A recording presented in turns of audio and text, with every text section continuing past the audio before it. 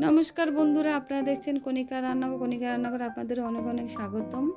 তো আমার আজকের রেসিপি সিম বেগুনের বাপা রেসিপি, নতুন স্বাদে নতুনভাবে, একদম নিরামিষ পদের। তো চলুন আমি রেসিপিটা কী করে আপনারা দেখতে থাকুন। আর ভিডিওটা ভালো লাইক শেয়ার কমেন্ট করতে ভুলবেন না, চ্যানেলটা ফলো করে দেবেন। তো আমি এখানে বেগুন নিয়েছি আর সাদা সিম নিয়েছি, আমাদের কাছে যে কোনো সিম থাকলে নিতে পারেন, সরু সবুজ। তো আমি এখন এগুলি কেটে নিয়ে আসবো। তো আমি এগুলি কেটে নিয়েছি, তার সঙ্গে টমেটোও কেটে নিয়েছি। তো সামান্য একটু হলুদ, সামান্য একটু নুন। তো আমি বেগুনগুলি একটু মেখে নেব। তো মেখে নিয়েছি, এদিকে একটা কড়াই বসিয়েছি। তো কড়াইতে আমি কিছুটা তেল দিয়ে দেব। আমি এখানে বেগুনগুলি সাদা তেলে ভাজবো। তো আমার তেল গরম হয়ে গেছে, আমি একটা একটা করে বেগুনগুলি সব দিয়ে দেব।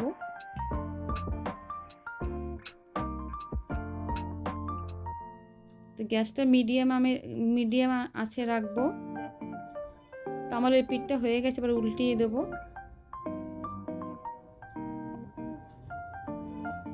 তো উল্টানো হয়ে গেছে, এবার আমি এটা তুলে নিয়ে বাদবাকি বেগুনটা ভেজে নেব।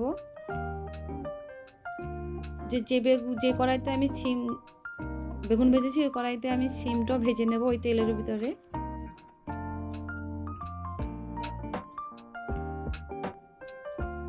গ্যাসটা কমিয়ে কমিয়ে আমি সিমটা ভাজবো। আর এদিকে একটা থালার ভিতরে আমি কিছুটা পোস্ত, কিছুটা কাজু নিয়েছি। সামনের থেকে দেখিয়ে দিচ্ছি, এর সঙ্গে আমি একটা কাঁচা লঙ্কা নেব।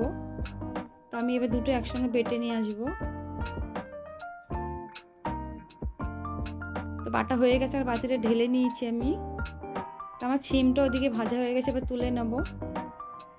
তুলে আমি কড়াইটা ধুয়ে নিয়ে আসবো। আর এখানে কিন্তু সর্ষের তেলে দিতে হবে। তো কিছুটা কালো জিরে, কুচিয়ে রাখা টমেটো,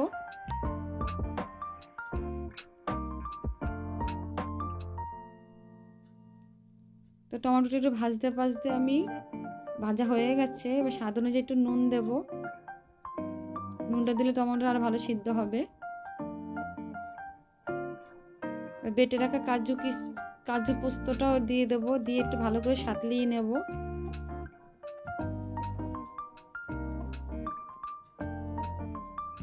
তো গ্যাসটা কিন্তু বাড়ানো যাবে না, আমি কিন্তু গ্যাসটা বাড়াইনি, মিডিয়াম আঁচে রেখেছি। নাড়তে হবে, নাহলে কিন্তু লেগে যাবে। আর এদিকে দেখতেই পাচ্ছেন আমার মশলার থেকে তেল বেরিয়ে গেছে।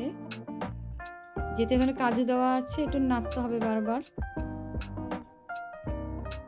যে আমার এবার মশলাটা হয়ে গেছে, এবার আমি কিছুটা জল ঢেলে দেব।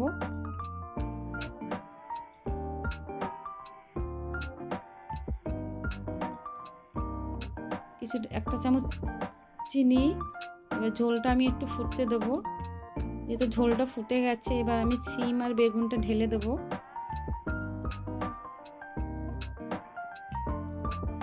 সিম বেগুনটা কতটা সুন্দর ভাজা হয়েছে দেখতেই পাচ্ছেন।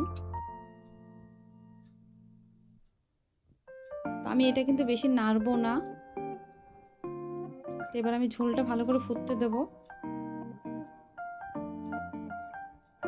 উপর দিয়ে আমি সর্ষের তেল দেব। আপনারা চাইলে ধনেপাতাও দিতে পারেন, কিন্তু সর্ষের তেলটা দিলে বেশি ভালো হয়। তো একটু হালকা হাতে একটু নেড়ে দেব।